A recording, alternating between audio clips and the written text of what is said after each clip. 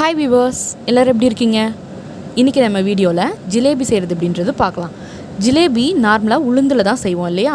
First அதுக்கு உளுந்து எடுத்து ஒரு 5-6 முறை நல்லா கழுவிட்டு அதில் தண்ணி ஊற்றி ஒரு மணி நேரம் அளவுக்கு நல்லா ஊறட்டும்.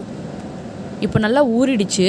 இது சுத்தமாக தண்ணியே இல்லாமல் நல்லா வடிகட்டி எடுத்துகிட்டு மிக்ஸி ஜாரில் போட்டு அரைச்சி எடுத்துக்கலாம்.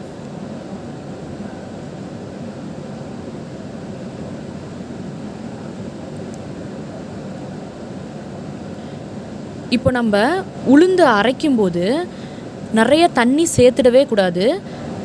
தண்ணி கொஞ்சம் கொஞ்சமாக தான் சேர்க்கணும். அதிக அளவு தண்ணி சேர்த்துட்டோம் அப்படின்னா நம்ம ஜிலேபி போடும்போது பதம் கரெக்டாகவே வராது. அதனால் முடிஞ்ச வரைக்கும் கொஞ்சம் கொஞ்சமாக தண்ணி ஊற்றி அரைச்சி எடுத்துக்கோங்க. நீங்கள் மிக்சிலேயோ இல்லை கிரைண்டர்லேயோ எதில் வேணால் போடலாம். பட் எதுலையா இருந்தாலும் தண்ணி கொஞ்சம் கொஞ்சமாக சேர்த்துக்கோங்க.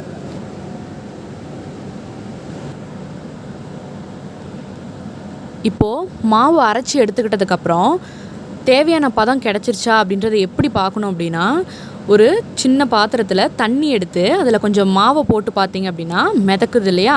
ஸோ இந்த பதம் நம்மளுக்கு இப்போ கரெக்டு. இப்போது மிக்ஸி ஜார்லேருந்து ஒரு பாத்திரத்துக்கு மாவை மாற்றிக்கலாம்.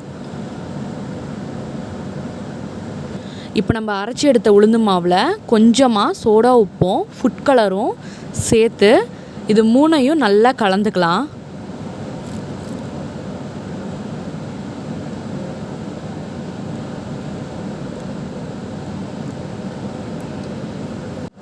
இப்போ இதுலேயே ஒரு டீஸ்பூன் அளவுக்கு அரிசி மாவு சேர்த்துக்கோங்க. சேர்த்துக்கிட்டு இது எல்லாத்தையும் நல்லா கலந்துக்கோங்க.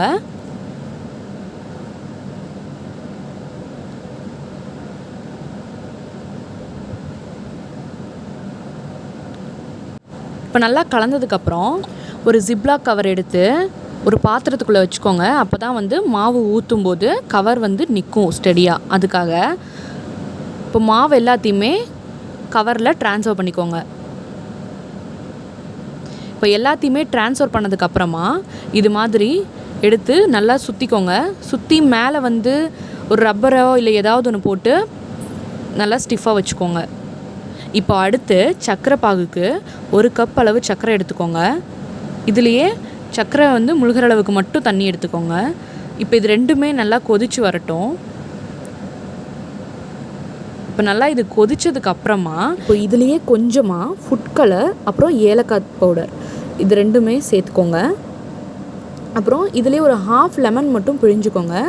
எதுக்கு அப்படின்னா சக்கரைப்பாகு திக்காயிடக்கூடாது அப்படின்றதுக்காக தான் எலுமிச்சை சாறு சேர்த்துக்கிறோம். சக்கரைப்பாகு ஒரு கம்பி பதம் அப்படின்ற அளவெல்லாம் எதுவுமே தேவையில்ல. கொஞ்சமாக அந்த பிசுபிசுப்பு பதம் இருந்தாலே போதுமானது. இப்போ நம்மளுக்கு சக்கரைப்பாகு ரெடி ஆகிடுச்சு. இப்போ அடுத்து நம்ம ஜிலேபி பொரிக்கிறதுக்கு ஆயில் நல்லா சிம்லேயே சூடாகட்டும். இப்போ இது நல்லா சூடானதுக்கப்புறம் நம்ம ஆல்ரெடி ஜிப்லாக் கவரில் எடுத்து வச்சுருக்க மாவு இப்படி சுருளாக எடுத்துக்கிட்டு ஜிலேபி எல்லாமே போட்டு எடுத்துடலாம். இப்போ இது உங்களுக்கு பிடிச்ச ஷேப்பில் சின்ன சின்ன ஜிலேபியாகவோ இல்லை பெருசாக சுருளாகவோ எப்படி வேணால் உங்களுக்கு பிடிச்ச மாதிரி ஜிலேபி போட்டு எடுத்துக்கோங்க. இப்போ இது நல்லாவே வேகட்டும். ஏன்னா நம்ம சிம்மில் வச்சுருக்கனால நல்லா திருப்பி போட்டு வேக வச்சு எடுத்துக்கலாம். இப்போது இது நல்லா வெந்துருச்சு. பாருங்கள் எப்படி கலர்ஃபுல்லாக இருக்குன்ட்டு. இதே மாதிரி எல்லா ஜிலேபியுமே உங்களுக்கு பிடிச்ச ஷேப்பில் போட்டு எடுத்துக்கோங்க.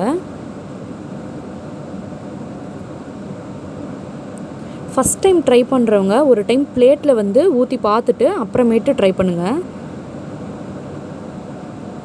ஏன்னா எடுத்தவனே நம்ம ஆயிலில் ஊற்ற தெரியாது அப்படின்றம்போது ஒரு பிளேட்டில் தனியாக ஒரு டைம் ட்ரை பண்ணி பார்த்துட்டு அப்புறம் ஆயிலில் நீங்கள் ஊற்றி எடுத்துக்கோங்க. இப்போது நம்ம பொரிச்சு எடுத்தவொடனே அந்த சூடாக இருக்கும்போதே சக்கரைப்பாகில் போட்டு ஒரு 2 நிமிஷம் அளவுக்கு மட்டும் சக்கரைப்பாகில் ஊறட்டும். அப்புறமேட்டு நீங்கள் எடுத்து பரிமாறிடலாம்.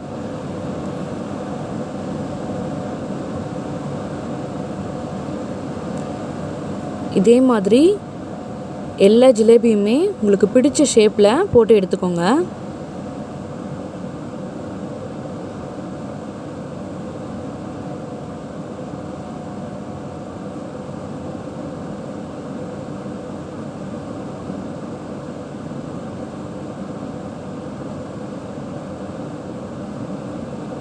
பாருங்கள், ரொம்ப ஜூஸியான நம்ம ஜிலேபி ரெடி ஆகிடுச்சு. இப்போ சொல்லுங்கள், இந்த தீபாவளிக்கு இதை நீங்களே ட்ரை பண்ண போகிறீங்க தானே? எஸ், கண்டிப்பாக ட்ரை பண்ணுங்கள். ரொம்பவே சூப்பராக இருக்கும். அனைவருக்கும் என் இனிய தீபாவளி திருநாள் நல்வாழ்த்துக்கள். ஓகே ஃப்ரெண்ட்ஸ், உங்களுக்கு நம்மளோட இந்த வீடியோ பிடிச்சிருந்தா மறக்காமல் லைக் அண்ட் ஷேர் பண்ணுங்கள். நம்ம குச்சிக்கிழங்கு சேனலை சப்ஸ்கிரைப் பண்ணுங்கள். பக்கத்தில் இருக்க பெல் பட்டனை கிளிக் பண்ணுங்கள். அடுத்து வரும் மறுசுவைகளை ருசிக்க. தேங்க்ஸ் ஃபார் வாட்சிங்.